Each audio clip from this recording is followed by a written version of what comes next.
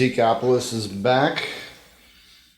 I am your host, the lovely and talented Jay, the honey guy, Germo.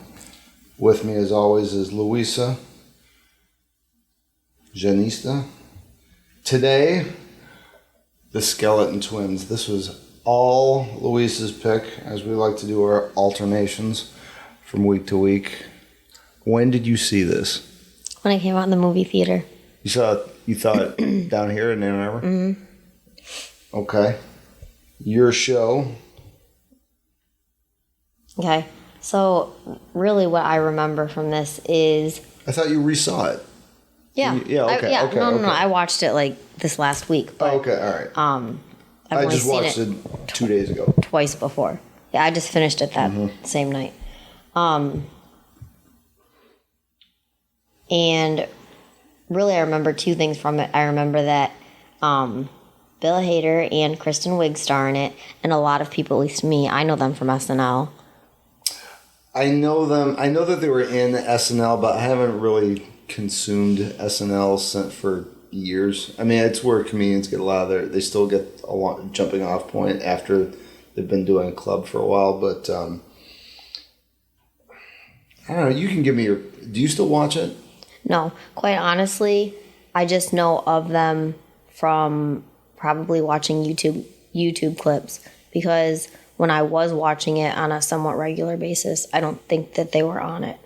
Yeah, I just no insult to Lorne Michaels or anything. It's just I think of it like what I find funny is a lot edgier, and it's not really made for like the kind of people that I find funny. They're not on SNL. No, they're not. No. Like, I think that's a little bit more pedestrian kind of humor. It's just not. It is. You like sit down and watch it with your family. Yeah, ugh. But that's like where I know their names from. So I thought it was interesting that they were in this movie that, I don't know, didn't really seem like a full-on comedy. Now, do you know the director? It's Craig Johnson? I don't know. Okay. But I looked him up recently on the IMDb, and he's made a few movies, and one of his other movies I saw, Wilson. Are you looking at it? No, I'm looking at the Skeleton Twins IMDb. Why does he has a movie called Wilson? Called Wilson, and I honestly don't remember what it's about, but I know that I saw it, and I think it has Luke Wilson in it. I didn't really look at it further. Oh, I haven't even seen this. No. Yeah, I know this is riveting thus far. People, we haven't heard any of these. Discussed. Sorry, listeners. What's his name? Oh, Craig Johnson. Craig. Sorry, Craig. We can't see every movie. No, we can't. But Kristen Wiig and Bill Hader. Bill Hader is great. Like everything I see him in. Actually, this is going to be the Bill Hader show a little bit. Have you seen that? Do you have Netflix? No. Well, actually, he's not. It's not on Netflix. It might be on HBO. The Barry. That show Barry. No, I have not seen that. I've never even heard of that. Oh, it's and I haven't even seen it. I've just seen like clips on YouTube. It's he was a sniper in the army, and he was in Afghanistan, and he got PTSD, but he was good at his job. Let's just say, and he tries to acclimate into regular life. He comes to Los Angeles, and he starts taking acting classes as a way to kind of like channel his emotions. But he also takes up work as a hitman for hire for like the Chechen mob. So it's a great story. That sounds very interesting. And we'll get into more of it later. But this movie was. I like this. This was a nuanced comedy. That's how I saw it. But like again, I don't want to take it over here. What did you pull out of it? First time you saw it. I just liked it because the two main characters were going through a lot, and obviously there was I thought a lot of dysfunction in their family. And they were both like individuals who needed maybe a little extra help in life, but they were like doing their own thing. I don't know. I thought it was interesting. Yeah, when you first meet Hader's character, he's the gay brother, and he's clearly depressed. And at first they position Kristen Wiig as being totally fine. Yeah, the stable one. Yeah, the stable one.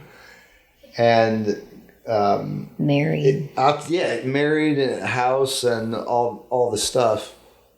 Save children, and then as you go deeper into the story, like this, and like it is with most people's lives, it's that it's kind of a facade to some degree. Yeah, all those things hide all the things that are underneath the surface without giving away the movie. But she's got plenty of her own shit going on, and kind of the tragic element of that was her husband was Luke Wilson. Everybody likes Luke Wilson. I kind of feel like that's where he was cast in this because when things unfold the way they do, you're like, oh, Luke. Yeah. Yep. But I thought that the two main actors did a very good job. It was just nice to see them in different roles. He played they're both comics,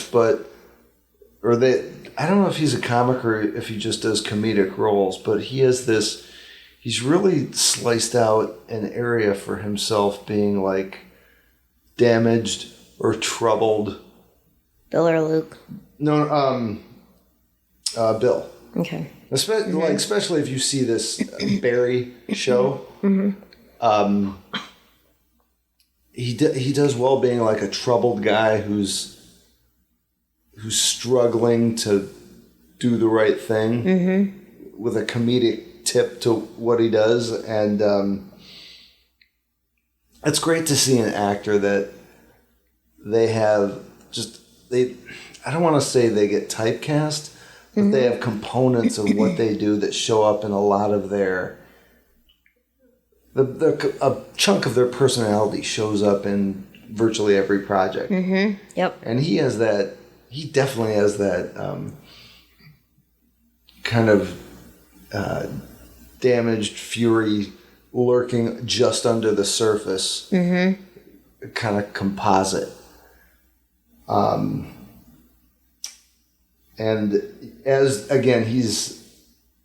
I've started to tell you this yesterday, he's the gay brother, and throughout the story, you hear that like high school really sucked for him, and he's dissatisfied. He moved out to Los Angeles, couldn't get an agent, but reps himself to an old. I don't even know if you'd call him a flame. It was more of like a. What's the word I want here, Lisa? Like this guy took advantage of him. He was kind of a pedophile. Yeah. Not Bill Hader's, but this person who took advantage of him, and he reconnects with him, and. Bill Hader feels the need to misrepresent himself because he can't. He has such a hard time dealing with the fact that what he wanted his life to turn out to be didn't turn out that way. And I think I told you that there was a guy in my high school who was, and this is in the early '90s, was gay and was out, but was just vilified. I know this guy had just a horrendous time in high school. I know people made him miserable, and as we were watching this movie, like halfway through it, in fact, when he was telling that story about this guy who gave him such a hard time, I paused and I looked this kid up, and.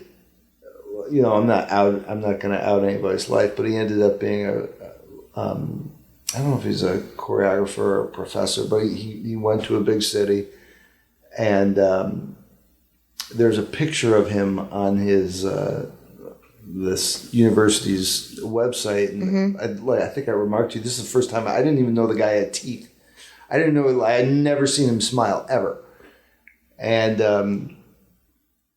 It's a little off topic in the movie, but I like that I identified with Hader's character. Like there's some, like I told you yesterday, there's somebody in every school who wants to go off somewhere and it has an image for their life turning out a certain way. And sometimes it does, but a lot of times it doesn't. It goes a different direction. They're not expecting it, and before they get there, they feel like they've fucked everything up, or it's not. They're in some way a failure because the physical reality hasn't manifested to what they wanted in the time frame that they expect it to. There was a moment in this movie when Bill Hader's character was talking about, I think, a moment that he had with his dad, and his dad like sat him down, I think, and correct me if I'm a little off on my details, but it was like pretty much, I mean, in my opinion, he was like, his dad was telling him that he was doing fine in high school and that people who were like they had peaked. Yeah, thank you, that was what I was looking for. Yeah, that there were some people who they would peak in high school and that would be it for them for their whole lives, and then there were other people who would go off and do other great amazing things. Yeah, and like, I mean, how do you know that in high school? But like when you look back, like, the people who are always tortured think they're the ones, or they're that's the carrot that's dangled out in front of them that they're going to go on, and you do have the potential, like Bill Hader's character, like he. The funny thing about movies is you can always dissect the narrative, and he could go back out to California, and I don't want to say it's all about discipline, but to some degree, like if you're out auditioning, if that's your only thing, if you audition as many times a day as you can, eventually. You're going to get noticed and either picked up, put in something small, or you'll get some kind of representation. You'll probably go through a number, but it's just like door-to-door sales. And a lot of people in that field aren't, like, they're not acclimated with that, so they get rejected once and they're crushed. But to further your point, the kid who picked on him, he was anticipating that this guy was going to peak in high school. And in the movie, he looks him up. He's like, he's got the wife, the house, the kids, and he's doing great. And it occurred to me that I'm the one who peaked in high school. And it sucked for me. So it's just going to be downhill forever. And it's, when you watch movies like this, it's almost like you want to reach in and grab the character and be like, most people feel this way. It's all in your head. It is. Especially that's the other. I don't know if this movie was created to have a conversation around mental health. But there was a lot having to do with mental health in it. Both characters. Yeah, I really felt for his character. I mean, Kristen Wiig definitely had her own things, and I think that this all stemmed from what happened with the father. But like, there's a lot of I think everybody out there has somebody in their life that, like, they're going through this kind of emotional pain as they develop, and you want to sit them down and like we talked about this yesterday. It's not. Whatever you think is bad enough to take yourself out of this mortal coil, it doesn't.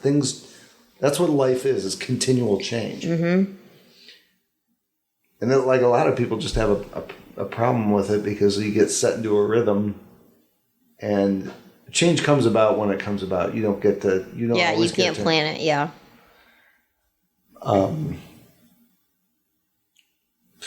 bright spot, like, I'm not trying to keep this like all negged out. The bright spot of this story was definitely they had brother sister rivalry, but I think it'd be better for you to tell about what was the song they sang to? Nothing's Gonna Stop Us Now. Oh God, from the 80s. Your favorite part? Yep, my favorite part. That is what I remember from this movie. The first time that I saw it, I was like, this. No, go ahead. This is great. Unexpected. They had a Bill Hader puts on this song, Nothing's Gonna Stop Us Now, and he lip syncs to it, and he's dancing in Kristen Wiig's living room, and he's trying to get her, again, his sister, out of her funk. Yeah, out of her funk, and to participate. And she's like, no, I'm so unhappy. And like, I get it. You don't want to do it. It's he's trying to get you to have a good time, and you're like, I refuse. I'm not. But it keeps going, and it keeps going, and eventually she gives in. And like, honestly, I mean, I look it up sometimes, and I'm like, yep, okay, I'm good now. Like, it's just a funny. That's what I mean about a great actor. Lovely moment. I am not prone to saying things like this about actors, but his performance in there was just totally infectious. Mm-hmm. And you can't help be like, as you're watching him interact with Kristen, like, Kristen, you have to cave. Yeah. He's giving you so much energy. Yeah. You have to. How can you not? How can you not? Yeah. I loved, like, the dynamic between the two of them. I just thought it was really, it wasn't what one might expect, like a laugh out loud comedy, but there were like moments to it where you were like, oh yeah, and there were like that were funny, and then there were moments that were relatable and moments that you could see happening in their life. And I just thought, I don't know, did you identify with anything like, you know, having siblings? I sure as hell did. I'm sure I did. At the moment I can't. Just like, you know, the moments when you're really tight with them, and then moments when you're like, I can't fucking believe you did that. Actually, yes, for sure. Mm-hmm. There's a secret that Kristen is keeping from her husband, and Hader kind of he gently outs her, and the blow up between the two of them was intense. Oh man! Oh my gosh, that was not a good, a good scene, but like not just some of the things that they traded with in terms of insults. Yeah, it got really. Just the thing she said about his suicide attempt. Mm-hmm. It was just like, I had to stop and be like, oh my god, that hurt to hear. Yeah, really especially if you know the guy who's hearing it. There's somebody out there who most people know who've attempted suicide. Mm-hmm. Like, oh my god, that's like, it's almost like shooting them. Yeah. Mm-hmm. That's a very. You can tell like as soon as they traded these, atomic weapons of insults, they hurt themselves when they say it. Mm-hmm. Yeah. Yeah, I think as far as that's a real element of acting that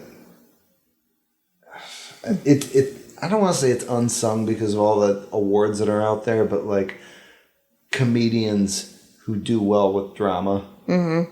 And you know what? I think I'm going to guess here that I understand why it makes sense and why it works, because a lot of comics are damaged people. Mm-hmm. And they channel it, or they deal with it with humor. Mm-hmm. And then if some are evolved enough to be able to like tap directly into the rage without modifying it or without nullifying it with humor. Mm-hmm. And I think that's when they have their most honest moments. Mm-hmm. I'm totally going to commend you on this. We have seen movies that we've reviewed on here that we don't like, mm-hmm. but I went into this like with a totally blank vanilla canvas. I was impressed. Good job. Oh, good. Thank you. I just remember I really liked it the first time I saw it. Mm-hmm. And again, like I said, I haven't watched it since, but I might watch it again before I return my DVD. Yeah. I don't know. I like it. Worthwhile. So if you get a chance, check it, especially if you like Bill Hader. And if you like Bill Hader, I'm telling you, Barry. Yeah. Oh, you know who else is in it? Is Henry Winkler. Oh, really? Oh, yeah. You know what? I did read about this show somewhere. Just all the clips I've seen are great. Okay. All right. Barry. We got a recipe. We'll be back in a flash. All right, you're back. Lucky you. I have a new honey-based recipe this week. You can check it out, as always, on jheyhoney on Instagram. So just an announcement for anybody who is a fan of the honey, of Hey Honey. just got clearance with FDA in our import process.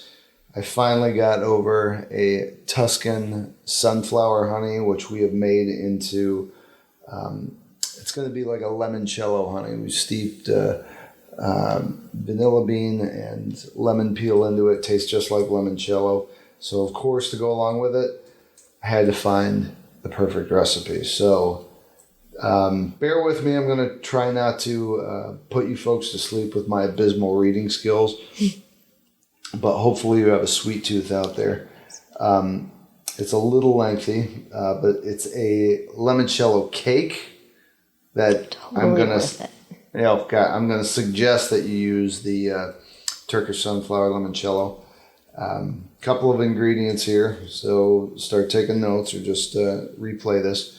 You're gonna start with 14 ounce ladyfinger, 1 ounce ladyfingers. 1 pound mascarpone cheese. Oh my God. It just went straight to my ass just saying it. 1.5 cup whipped cream, homemade if you can. 4 large egg yolk, organic grass fed. That doesn't matter. I say get them from the store. You can save a chunk of money. Don't let my egg growing friends down at market hear me say that. They'll eviscerate me. 4 tablespoons granulated sugar, 1 teaspoon vanilla extract. It says 1 cup Italian limoncello or 1 cup lemon juice and 3 tablespoons honey. Actually, that if you're going to use the limoncello honey, don't use the Italian limoncello. Use the lemon juice and the 3 tablespoons of limoncello honey. 1 slice of lemon. Slice it thinly. 5 tablespoons raw honey. That's for another component of the cake. And then this is a little bit as garnish. I don't know if I would go to this length, but if you like to use edible flowers or you have access to, what are those, kiddo? Are those dandelions? Daisies. Daisies as a garnish within your cake. If you're talented enough to do that, go nuts. And finally, 2 tablespoons mint leaves. That's another garnish. It's not actually going to be in the cake itself. So quick run down the directions. In the bowl or in a mixer, use a handheld mixer to cream the egg yolks and the sugar together until it's fluffy. Add the vanilla extract and start adding in the mascarpone cheese by spoonfuls until it's incorporated. You're not going to try to do it all at once. That's going to make a mess. Add the whipped cream and half of the lemon zest to the whipped mascarpone mixture. Use a spatula to fold them together so that's kind of the gentle, that takes a bit of a balancing act. Just be gentle with it. Get a 9-inch salad plate ready and place it on top of a larger flat plate. Use the ring part of a 9-inch spring-form pan to place around the salad plate. Pour the limoncello or the previous sugar and honey mixture together into a small bowl and mix it with 2 tablespoons of lemon juice. Or if you're using lemon juice, sorry, I got ahead of myself. If you're using lemon juice, make sure to whisk it well together with the honey. So that's the option I'm going to push you towards. Start to gently dip each ladyfinger into the limoncello or the lemon juice mixture and layer them on the bottom of the plate. So it's almost like making, what's our dessert that uses ladyfingers? Tiramisu. It's kind of like a limoncello tiramisu. Oh my God, that's great. I should have renamed it. Damn it. Okay, so start to dip each ladyfinger in the limoncello and the lemon juice mix and then layer them on the bottom of the plate. Break them in half where you need to. Drizzle lightly with some honey on top, obviously. Spread half of the whipped mascarpone filling on top of the ladyfingers and then repeat with the remaining half of the ladyfingers and spoon the other half of the mascarpone filling onto it. Sprinkle the top of the remaining lemon zest and cover with plastic wrap. Then you're going to refrigerate for a couple of hours just to make it set up, at least overnight. And then just before serving, you get rid of the plastic, obviously, and remove the springform pan from around the cake.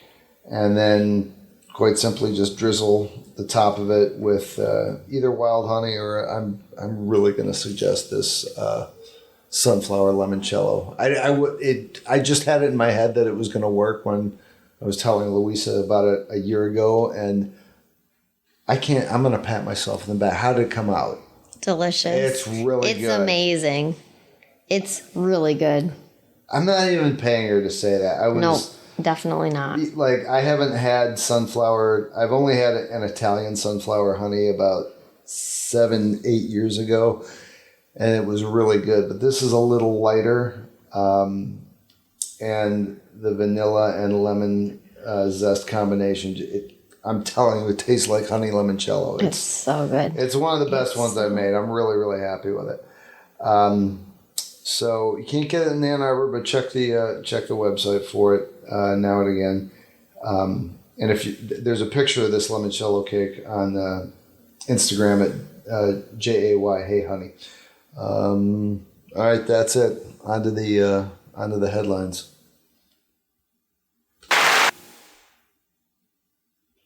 All right, it's time for the headlines. I got mine picked out. You better not have picked mine.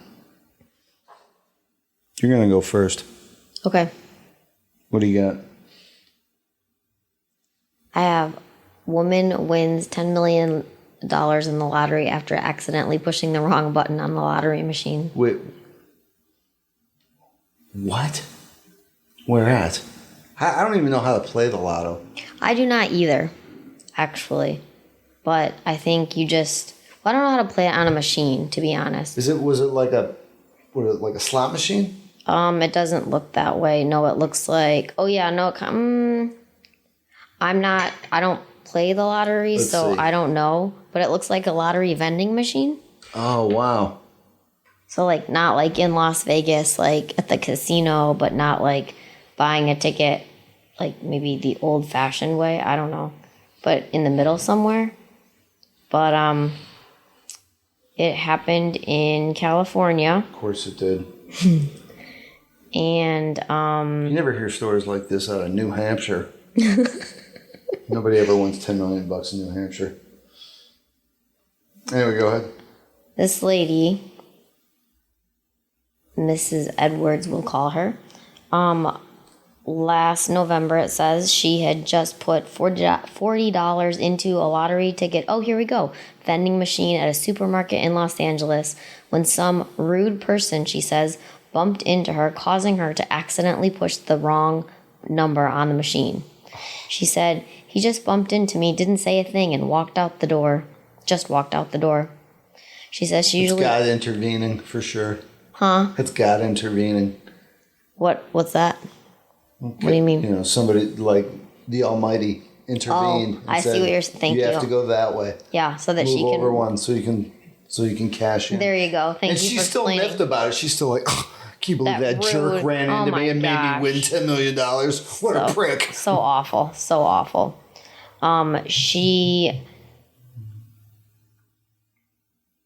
It's obnoxious that she'd be like some rude person. That guy made you win $10 million. Yeah. Your life is all the better for it. You'd have to move on. This is exactly what I was complaining about yesterday. I know it's hard to keep track of my complaints, but like, even when something amazing happens to somebody, can you believe that person did that? They just bumped into me and didn't say excuse me. Yeah, but you won a fortune because he bumped into you. That's not the point. That's totally the point. It's $10 million. I wanna believe that she now feels like not. I kind of read it with attitude. I'm sure it wasn't that big of a deal, but she did say some rude person bumped into her. So, you can leave that whole part out, lady. But yeah, so she went back to her car. She started scratching her $30 lottery ticket, And she realized that she'd won the top prize of $10 million. She couldn't believe it. She says she almost crashed her car. I can't believe she spent $30 on a ticket. Me either. $30 I think you can buy a lottery ticket for $1. Exactly. What kind of... Was it $30 worth of tickets? It says a $30 ticket. It says a $30 ticket. I wouldn't spend $30 on a lottery ticket if you could win 0 to nothing. Has anyone ever given you, like, lottery tickets for your birthday or for Christmas? I feel like once in my life that has happened. One time that happened, like, why didn't you just flush your money down the toilet? Yeah. Mm-hmm. Like, yeah, but what if you win? Okay. Like, in this whole conversation, you're leaving out the biggest component of this, which is the odds. Mm-hmm. Yeah. That's the neat thing about lottery stories is the only stories that exist are for the winners. Yes. The other tens of millions of people that win that get nothing. They don't matter. It doesn't matter. No. Yeah, yeah, that's true. Underscoring what I tell you all the time. The only people who matter in life are the winners. Well, in conclusion, she's going to use her winnings to buy a house and start a non-profit organization, so go her. That's what she's doing with the money? That's what it says. Oh, God. I mean, it's her choice. I get it, but, like, where's the selfishness? Is she going to drive up to this not-for-profit in the new Ferrari she owns? Good luck, kids! I want to know if the guy who bumped into her is going to see this story somewhere and be like, that was me. It was like, you owe me something. Give me that ticket. Just kidding. I'm not. Although, like, who knows? That guy probably makes it an afternoon of bumping into people at Gas and Sips. He probably does bump into people often. He's probably that's a Thursday. It was probably like I ran to like 15 different people. All right, my turn. Check this out. Former manager of DoD Aerospace Threat Program. UFOs are real. I saw this somewhere. Like, okay, we already knew, but like to here's like I don't know, just to have this confirmation from somebody in the upper echelons of government and aerospace say like, okay, you got us. What's DOD mean? Department of Defense. Thank you. Just say that, yeah, they're out there. There's aliens. Yeah. Mm-hmm. You remember ID4? Yeah, that's nothing. UFOs. Their guns are bigger. They've got bigger brains, and their anal probes are immense. Okay, it was just conjecture, but give me a break. I mean, like half the guys who get picked up by a UFO like have that kind of report. So check it out. Yeah. Something extraordinary was revealed today. Former high school officials and scientists with deep black experience. I don't know if deep black is like a program, but they don't italicize it or capitalize it. So I'm like, which is just a weird way to present it. I'm like, is that? Yeah, what does that mean? Is that called out at the ESPYs? I mean, if that's a program, they didn't like the type. This is Huffington Post for God's sake. Not well written. No. Scientists with deep black experience have always remained in the shadows, have finally come forward on the platform. These insiders have long-standing connections to government agencies which may have programs investigating. I love it when they give themselves an out. We may be looking at something like this. May have programs investigating unidentified aerial phenomena. The team includes a 25-year veteran of the CIA's Directorate of Operations. All right, that's pretty well up there. Yeah. The Lockheed Martin program director for advanced systems at Skunk Works. All right, that's okay. This is legit. And a former deputy assistant Secretary of Defense for Intelligence. All right, if you want to hear anybody say there's aliens out there, it's those three guys. Mm-hmm. This is the other bit I love. Today marked the official launch of the, quote, To the Stars Academy of Arts and Sciences, codename TTS Ass. Tass ass. That's the worst. That's the worst, like, what do you call those? I'm blanking here. Not anagram. An acronym? Acronym ever. An innovative public benefit corporation which will advance research into unexplained phenomena and develop related technology. Ray guns. Spaceship shields. What are you laughing? It's coming. I've seen movies. You know they're making stuff like that. Teleportation. It just sounds funny. It sounds funny because it doesn't exist yet. And there's going to come a day when like kids are walking around like after school, Mom, Billy and I are going to go to Cambodia for the afternoon, and like they're going to do it. Yeah. Mm-hmm. We believe there are discoveries within our reach that will revolutionize the human experience if we're not all like turned into meat farms and made into batteries, which was, ad-libbing. All right, ad-libbing, but I mean, telling you, the Matrix, on some level, it's real. Says company president and CEO Tom DeLonge. See my previous story yesterday. Blah, blah, blah. Wow, that's crazy. There's a lot of dead air here. I'm wrestling with the I hesitate to call it a fact, but when you think about the expanse of space, you can't wrap our heads around how big space is. Mm-hmm. And I know there's scientists who talk about the edges of the universe, mm-hmm. but it's never been seen. Yeah. Mm-hmm. So I think that's just all theoretical. Yeah. And even if it were true, even if there was an edge to the universe is so, like, you can't wrap your head around how big it is. You just can't. Thing. Nope.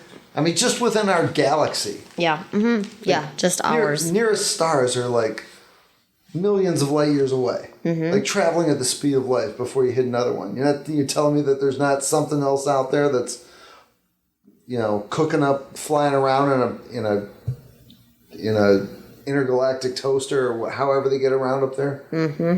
Intergalactic toaster. Did you ever see Hitchhiker's Guide to the Galaxy? No, I never saw. Oh, you'd love that movie. Yeah. Yeah. It's funny because it takes the idea of space travel and it just plays with the idea of how little we know, mm-hmm. and how silly we look at our world being super serious. Especially when it comes to bureaucracy, all the bureaucratic things that we do to get through our life. It looks at that as if bureaucracy existed throughout the universe, mm-hmm. and if there was like a super intelligent race of aliens out there that still operated moving throughout the universe in the way that like our government bureaucratizes everything. Mm-hmm. There's a scene in this movie where I'm trying to remember what the name of Vogons was the name of this alien race, and they were all just a bunch of like bureaucratic curmudgeons. Mm-hmm. And they're putting the plans in place to put a space highway through the universe, and it goes through Earth. So they show up with a big long stack of forms, and they're like, "We gotta tear your house down." Like someone's like putting in a freeway through somebody's backyard. That's like they're doing it just through space. And they're like, "We gotta blow up your planet." Mm-hmm. That's how the world's gonna end, Louisa. It'll be rough. I'm hungry. Yeah. What are we gonna eat? I don't know. Why do I gotta do all the thinking for this stuff? I mean, it would appear that way. That is what you're always saying. All right. Next week, I'm not going to tell you because it's my turn. I haven't picked out the movie yet, but we'll get to it. Until then, get some Indian food. Talk soon. Toodles.